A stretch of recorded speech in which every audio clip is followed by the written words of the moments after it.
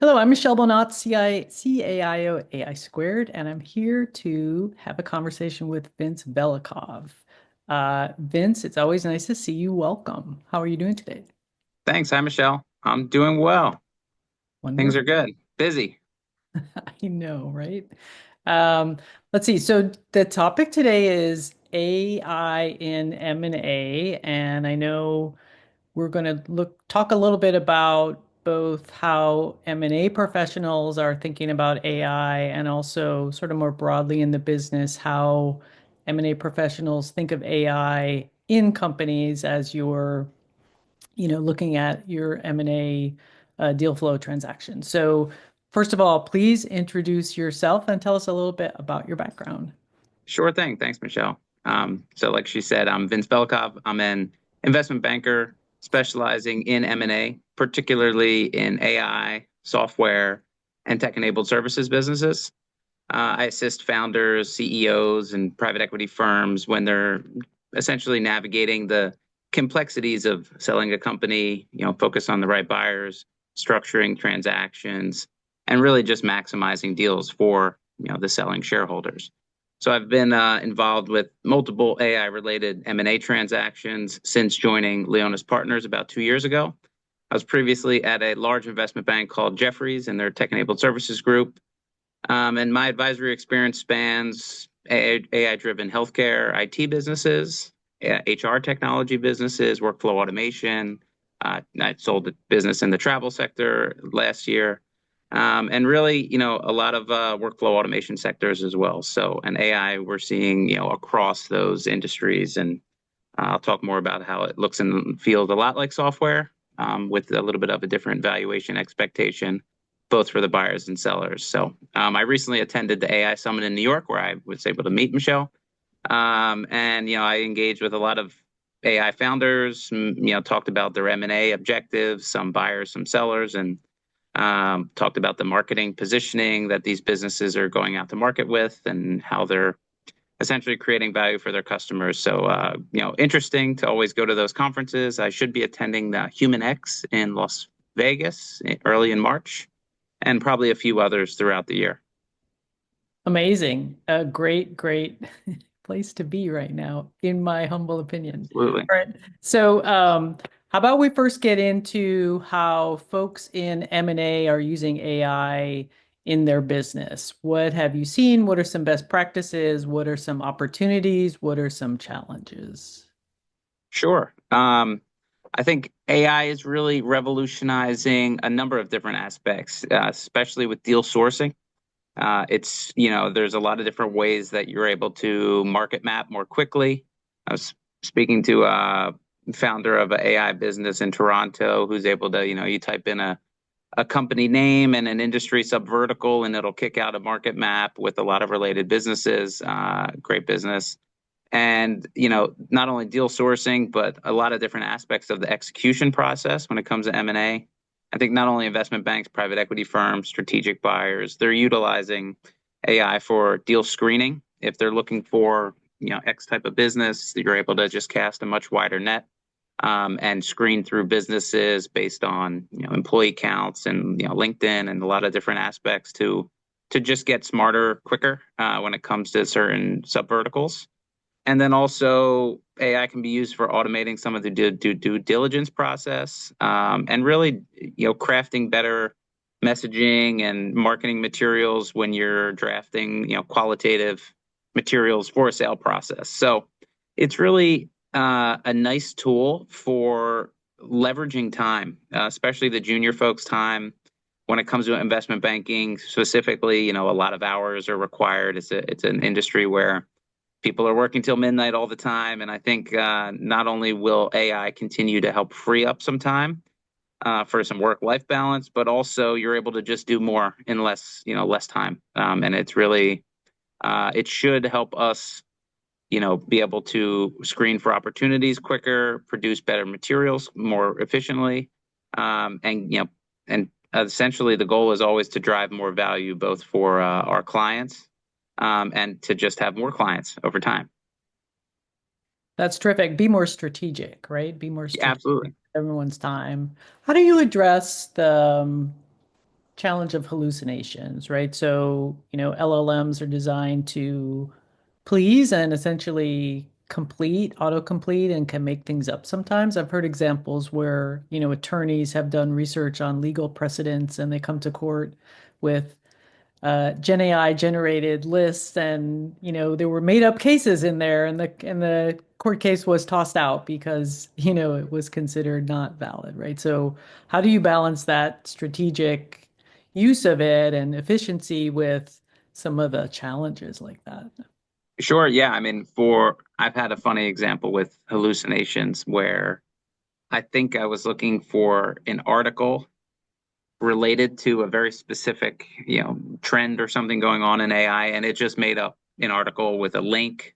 Then you click on the link and it's not a real link. I was very confused. That was my first dramatic experience with hallucination within a model. It was a chat GPT, and it looked and sounded great. And then, I was right about to use that, and I realized that is just fully made up. So that was my open eye experience into you really just have to be careful with what you're using, an AI tool for. Whether if it's research, there is many different versions of different models that are research focused that usually won't kick out bogus things.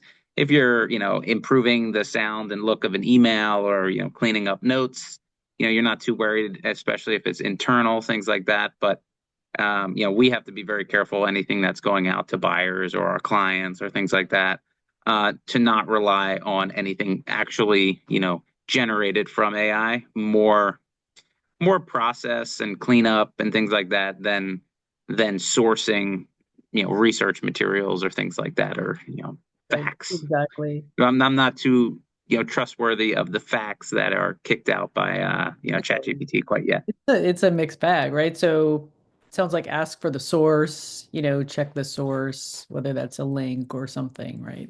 Yeah, absolutely. And it is nice though. A lot of, if you ask it to put together certain trends or topics, they will include, a Wall Street Journal, wherever it came from, and you're able to verify. So that's nice. If it's a random just fact spit out, you can't just copy and paste that by any means. Completely. I know we've all been there.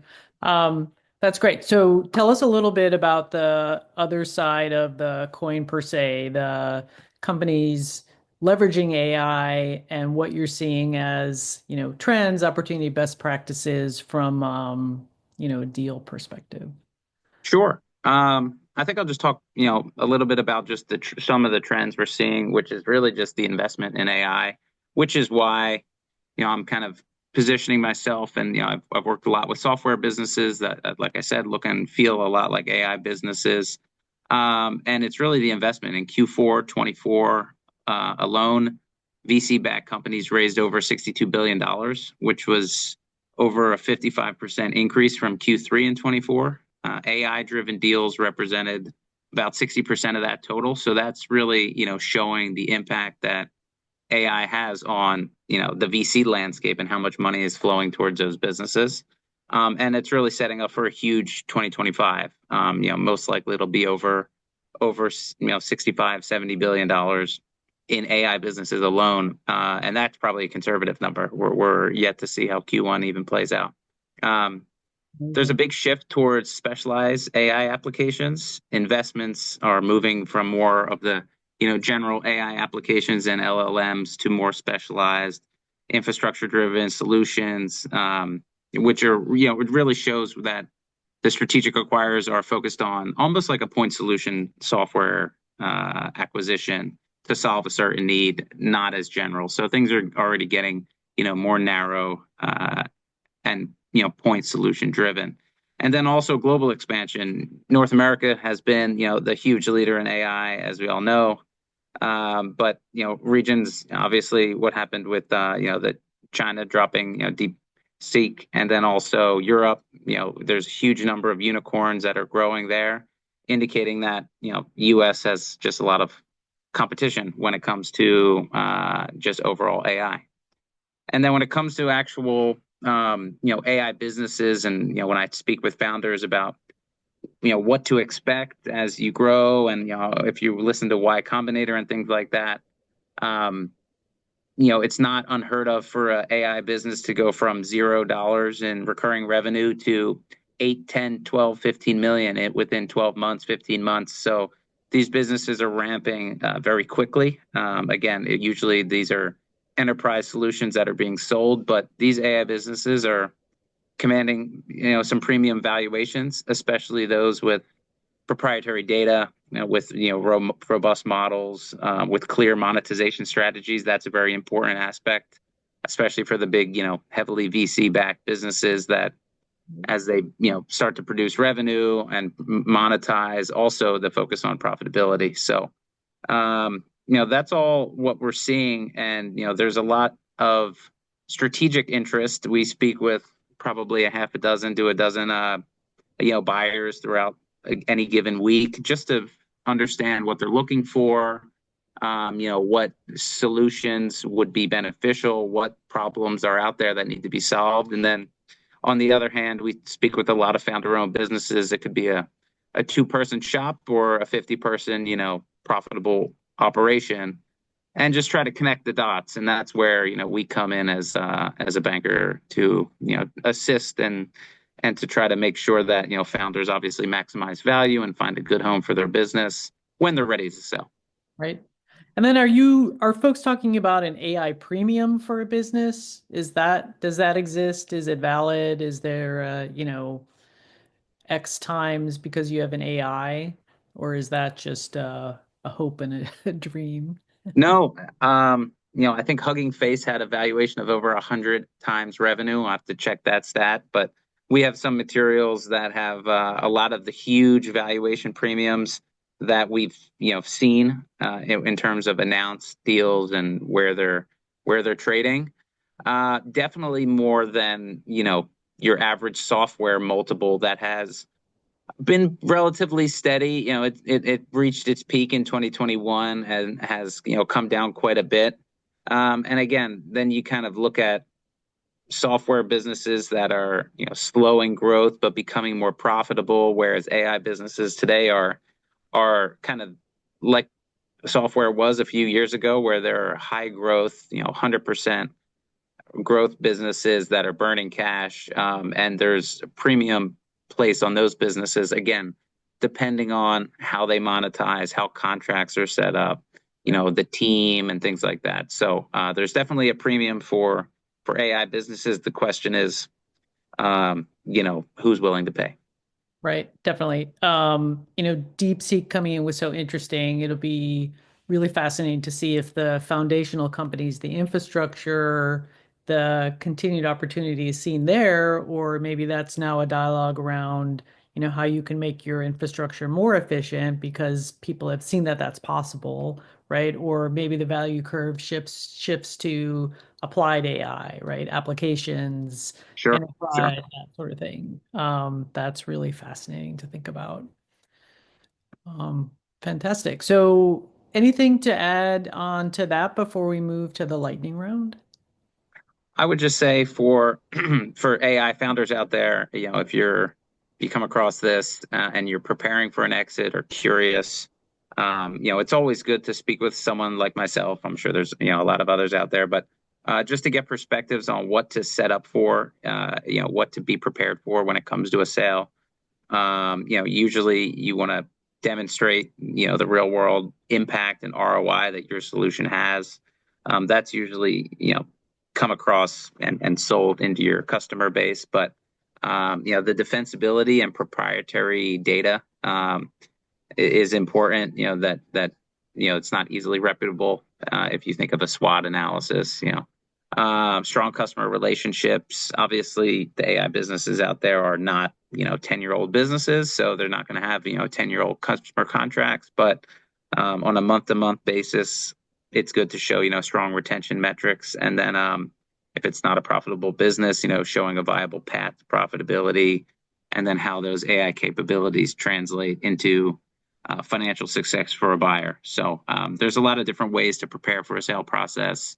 It's always good to get, ahead of that early and, speak with folks like us, myself. I have a colleague, Avi Daver, who I work with, and, we, speak to a lot of different AI businesses on a weekly basis. And, we would love to, get in contact. So reach out anytime. Great. Great. Are you ready for the lightning round? Sure. All right, let's do it. Vince, what is your favorite sandwich? Favorite sandwich. If you're ever in New York, there's my favorite restaurant's called Monkey Bar, and they have a prime rib sandwich that, in my head, it's just the most fancy version of a Philly cheesesteak, but it's an amazing sandwich. Nice. Well, I'll be in New York next week. Maybe I'll check it out. What is your favorite beverage to order on an airplane, alcohol or non-alcohol? I'm pretty boring on planes. I drink a lot of water. I don't like to be dehydrated, and I gave up alcohol about 2 years ago, so haven't looked back. So I'm pretty boring when it comes to plane orders. Good for you. That is a great way to go. And then in terms of AI, personally, do you have a go-to use case, Gen AI, foundation model that you found in your personal life really helps you? Yes, I use ChatGPT. There's different models for different use cases, but most of my interaction with Gen AI is really, cleaning up notes, putting them together, structuring notes well, in terms of, sometimes I do research, help draft an email, things like that. So, when it gets more complicated use cases, there's a few other models. I've played with Llama 2 a little bit and Claude, but mostly I default back to a paid version of ChatGPT. Got it. Keep the data inside, right? Yes. Um, Terrific. Anything else you'd like to add? Um, no, it was great talking to you. I'm excited to see you in New York. And chat more with, a lot of the people in your network and to continue to see how AI is going to play out and roll out in the corporate world. I think it's an exciting opportunity to I always say it's an exciting opportunity to be alive with what we see every day with AI, with the crazy politics, with all of the things going on in the world. To be plugged in at a time like this, where we are in our lives, and just to see it happen is fascinating to me. So I'm excited to see how even education changes, how the workplace changes with AI, and how daily life, and who's going to be affected more or less. There's going to be winners, there's probably going to be losers, and it's exciting to see where it goes. And I think adopting and getting familiar with just how AI work and how you can leverage your own time is important for everyone. And if you're not adopting that, it's like not hopping onto the internet many years ago. So I do think people in many different industries, not just the cutting edge in tech and finance, but even NYU Hospital, they're using AI and have a whole team dedicated to it. So it's going to be exciting to see where things go. Absolutely. Well, thank you so much.